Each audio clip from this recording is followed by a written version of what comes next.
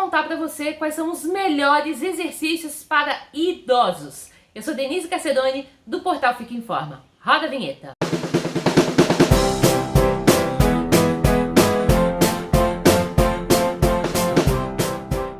E aí, tudo bem com você? Hoje eu vou falar aqui sobre os melhores exercícios para idosos. Para contextualizar, eu estou falando de pessoas que estão acima dos 60 anos e que estão pensando aí em se exercitar ou já se exercitam e querem saber o que elas podem fazer para melhorar. Ao contrário do que a maior parte das pessoas pensam, do que o senso comum diz, eu não estou falando de exercícios com restrições não, porque essas restrições que a gente coloca nos exercícios, elas não têm necessariamente relação com a idade de quem vai praticar, mas sim com o nível de condicionamento físico dessa pessoa, com os hábitos que essa pessoa tem. Porque veja, se uma pessoa praticou, vamos pegar assim, um skate. Uma pessoa praticou skate, andou de skate até os 59 anos, fez 60, não pode mais andar. Não é assim, né? Surfou até os 59 anos, completou 60, acabou o surf. Não é disso que a gente está falando. As pessoas que elas já vêm se exercitando aí no decorrer de uma vida inteira, elas não precisam parar de fazer o que elas fazem. Elas precisam sim adequar e pensar em complementar com algumas atividades, talvez se essas atividades elas já não estão inseridas ali no cotidiano, pensando nas perdas que uma pessoa idosa vai ter. E de que perdas que eu estou falando? Conforme a gente vai envelhecendo, vão acontecendo perdas de diversas funções. Então, por exemplo, a gente pode ir perdendo um pouco ali da audição, pode ter uma diferença de paladar, a gente percebe que a textura do cabelo, ela muda. Não se preocupe, o cabelo não vai ficar rosa, tá? Isso aí é outra coisa, mas a textura do cabelo muda. A gente tem uma modificação ali na textura da pele, a pele vai ficando mais flácida. E assim como essas perdas, algumas pessoas têm perda de cabelo e não necessariamente depois dos 60 anos, né? Porque a gente envelhece a partir do momento que a gente nasce, mas isso é acentuado a partir dali dos 60 anos. Além dessas perdas, há perdas de funções como força, flexibilidade, mobilidade, resistência, capacidade ali cardiovascular. E são sobre essas perdas que a gente vai conversar aqui, porque eu estou falando sobre exercício, né? E os exercícios, eles podem ajudar a desacelerar essas perdas. Veja, mesmo aquelas pessoas que sempre se exercitaram a vida toda, que se mantêm se exercitando, essas que eu falei aí no início do vídeo, que eu falei brincando, que não precisa parar de andar de skate, de surfar, mesmo essas pessoas vão passar por essas perdas também. A diferença entre essas pessoas e aquelas que são sedentárias é a velocidade. As perdas elas vão ser mais acentuadas em quem não se exercita. É por isso que hoje o exercício, existe um movimento global para colocar o exercício como uma das prescrições que os médicos fazem quando eles estão tratando ali tanto da manutenção da saúde quanto do tratamento de doença.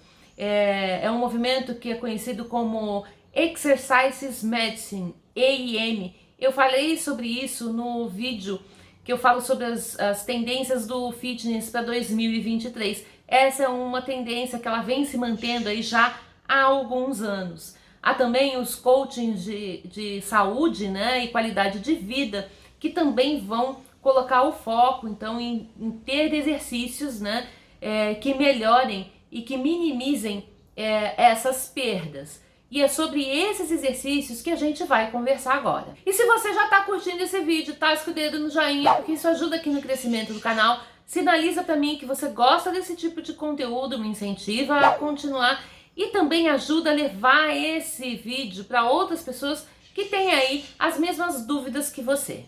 Vamos começar pelos exercícios de força. Quando eu falei exercícios de força, estou me referindo a, por exemplo, musculação, ao pilates. Em algumas modalidades, alguns tipos de yoga também se faz exercício de força. E também no treinamento funcional. Falando especificamente do treinamento funcional, como é algo que engloba vários tipos de atividade e é um tipo de exercício. Quando a gente fala funcional, eu estou me referindo às atividades cotidianas, né? O que é funcional para você pode não ser para mim e vice-versa. Como engloba muitos tipos de atividade, é preciso que o profissional que vai montar esse programa de treinamento funcional, ele tenha em mente ali exercícios de força, mas de maneira geral eles aparecem nesse tipo de exercício, tá? Então, fica com essas atividades em mente quando você pensar na melhora de força. É importante a gente trabalhar a melhora da força porque a gente vai tendo perda de massa muscular conforme a gente vai envelhecendo. E isso traz dificuldades, como por exemplo, conseguir subir os degraus de uma escada. E eu não estou falando subir vários andares num prédio, eu estou falando subir poucos degraus. Você pode observar aí. Você deve conhecer algum idoso que tem dificuldade de subir 1 ou 2 degraus, que ele precisa se apoiar, né? Utilizar a força dos braços também para conseguir subir uma pequena escada, para entrar numa varanda, por exemplo, de uma casa. Então, quando a gente fala no treinamento de força, é visando a manutenção dessa qualidade mínima, né? Existem idosos que, por exemplo, não conseguem mais carregar uma sacola, que não conseguem pegar um objeto que seja um pouquinho mais pesado, às vezes nem é um objeto, não conseguem segurar os seus netos no colo depois que eles ficam um pouquinho maiores, ou que para segurar a criança no colo, às vezes um bebê, precisam estar sentados e apoiados. Então o treinamento de força, ele vem ao encontro de ajudar a minimizar, a desacelerar essa perda de massa muscular, e é possível sim, ao contrário de que algumas pessoas acreditam, ter um ganho de massa muscular com esse tipo de treinamento, mesmo a gente estando na terceira idade. Flexibilidade. Flexibilidade é outra função que a gente vai perdendo aí no decorrer da vida, e quando chega na terceira idade, a coisa pode ficar bem ruim. Tipos de atividades que melhoram a flexibilidade são principalmente os exercícios de alongamento, mas a gente vai encontrar esse tipo de exercício dentro de outras atividades, como por exemplo nas aulas de pilates, nas aulas de yoga também. Pessoas que fazem, por exemplo, Tai Chi Chuan, pode ser que encontrem ali dentro dessa atividade exercícios que favoreçam a melhora da flexibilidade. Não é tão específico, mas esse tipo de exercício pode fazer parte também. E por que a flexibilidade ela é importante? Porque da mesma forma que a gente precisa ter força nos músculos para poder fazer tarefas do cotidiano, a flexibilidade ela também vai ter uma implicação. Então, por exemplo, uma pessoa que ela tem baixa flexibilidade, ela pode ter dificuldade, a flexibilidade em relação com a capacidade do músculo se esticar, né? Ela pode ter dificuldade de se manter sentado. Então, uma pessoa que quando, por exemplo, senta no chão, ela não consegue se manter, ela precisa apoiar os braços lá atrás, porque senão vai cair. Ela não consegue manter as pernas estendidas, sente ali, repuxar tudo atrás das pernas. Vai ter dificuldade muitas vezes até para amarrar um sapato, mesmo estando sentado, né, numa cadeira. A próxima capacidade que eu vou falar é sobre equilíbrio. Atividades que você pode buscar aí, que vão te ajudar no equilíbrio. Eu vou citar como exemplo, de novo, Pilates, Yoga e treinamento funcional. São 3 atividades que dentro do que elas propõem, dentro do que elas se propõem a ensinar, dentro de todos os exercícios, existem exercícios que treinam equilíbrio. Nas 3, aquela onde a gente pode ter uma condição, vamos dizer assim, de dar mais ênfase é no treinamento funcional, porque eu posso montar uma sessão inteira só baseada em exercícios que vão trabalhar com equilíbrio. No Pilates, por exemplo, os exercícios que eles são feitos com o auxílio das bolas, dos discos, que já chama, né, disco de equilíbrio, eles também vão ser excelentes. E às vezes nem precisa disso, só o fato de você tentar executar um exercício apoiando só um pé no chão, isso já pode ser um desafio gigantesco aí para algumas pessoas. É claro que existem outras atividades que vão exigir equilíbrio. A gente falou lá no início do vídeo, né? Do skate, do surf, né? Se a gente pensar na própria dança, exige equilíbrio, mas nem todas as pessoas estão aptas, têm condições de executar essas atividades. Como eu falei, não depende ali da idade, vai depender mesmo de nível de condicionamento físico. Mas se a gente pensar em atividades em que qualquer pessoa pode fazer, né? Eu colocaria então aí essas 3.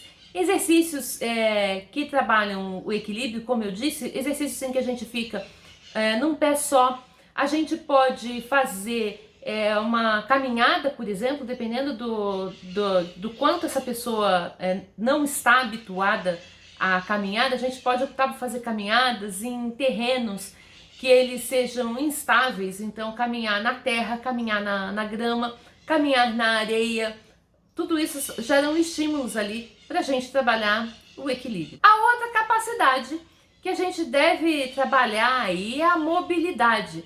As pessoas às vezes confundem mobilidade com flexibilidade, né? A flexibilidade eu já falei aí anteriormente. Os exercícios de mobilidade, eles combinam os exercícios de força com exercícios de flexibilidade. Eu não sei se vocês estão ouvindo, mas tem uma maritaca hoje aqui que ela está um grupo atacadíssimo, fazendo super barulho. Mas vamos lá. Os exercícios de mobilidade que envolvem força e flexibilidade são exercícios bastante específicos. Eu acabei de fazer uma formação em mobilidade específica. Vou até deixar para você um videozinho aí em cima com uma sequência super bacana que você pode fazer todos os dias. E para que serve, né, a mobilidade? A gente tem as articulações, vou dar um exemplo aqui com a articulação do ombro, porque dá para você ver, né, ombro, cotovelo também. E a gente perde amplitude de movimento. Os nossos movimentos começam a ficar mais curtinhos, mais travados, e quando a gente tenta, né, por exemplo, pegar alguma coisa que está em cima de uma estante, o braço não vai para trás, dá aquela travada. Às vezes as pessoas podem sentir dor, né? Então problemas, por exemplo, como artrose, que vai causar dor ali nas articulações. Os exercícios de mobilidade, eles são capazes de diminuir e até acabar com essas dores, isso eu consegui. Então eu tenho artrose e eu não sinto mais dor no meu tornozelo, nem no meu joelho. E ele pode melhorar a amplitude do movimento. Ele consegue melhorar o espaço dentro a gente chama de cápsula articular. E com isso a gente consegue melhorar a amplitude de movimento. Então são exercícios super importantes aí para pessoas de qualquer idade, na verdade, mas principalmente conforme a gente vai ficando mais velho, porque a gente vai perdendo mobilidade. Sabe por quê? Porque tudo que a gente não usa, a gente perde. Antes de te contar aí qual que é o último dos melhores exercícios para idosos, eu quero pedir para você que ainda não está inscrito no canal, para aproveitar para se inscrever agora e clica no sininho para receber as notificações e ficar por dentro de todas as novidades que eu publicar por aqui. E presta atenção, fica até o final do vídeo, porque eu tenho um recado importante lá no final. Não esquece. Então vamos lá. A última capacidade importante é a cardiovascular. Cardiovascular, cardiorrespiratória. Eu tô falando aqui de exercícios que eles são contínuos, que eles acontecem sem interrupção. Então, por exemplo, caminhadas, corridas, pode ser natação, pode ser andar de bike, tanto a bike que você vai fazer em ambiente externo, quanto uma bike estacionária. Tem um equipamento que a gente encontra na maioria das academias que chama elíptico, né? Que vai fazendo assim com o pezinho e alguns têm um bracinho. Vou deixar aí uma referência para você, que também pode ser esse tipo de exercício. Eles são bacanas porque melhoram aí a capacidade cardíaca. E agora que eu falei para você ficar até o final, presta bastante atenção nisso. Você precisa, imprescindível que você passe por uma avaliação médica todos os anos para verificar como é que está o seu corpo. Nenhum médico vai proibir você de fazer exercício. A não ser que você tenha, são casos assim raríssimos, doenças raríssimas que existe esse tipo de proibição. Ao contrário, como eu disse aí anteriormente no vídeo, existe um movimento global para que os médicos indiquem o exercício como uma forma de melhorar a saúde, melhorar a qualidade de vida e inclusive de tratar doenças. Com o exercício, a gente é capaz de melhorar condições como, por exemplo, diabetes, hipertensão, alguns problemas cardíacos. A gente pode diminuir o colesterol, melhorar a condição dos seus ossos. Eu não falei lá no início, mas, por exemplo, os exercícios de força, né? Exercícios de força como a musculação são capazes de desacelerar a perda de massa óssea. Então, é importante que a gente faça esse monitoramento pelo menos uma vez por ano. Dependendo aí da sua idade, você pode colocar 2 vezes por ano, então uma vez a cada 6 meses, só como forma de monitorar. Importante também porque você vai conseguir ver a partir dos seus exames qual o resultado que esses exercícios que você se propôs a fazer estão causando no seu corpo. Se você ficou com alguma dúvida, coloca aí embaixo nos comentários que eu vou responder. Um beijo, um abraço e até a próxima!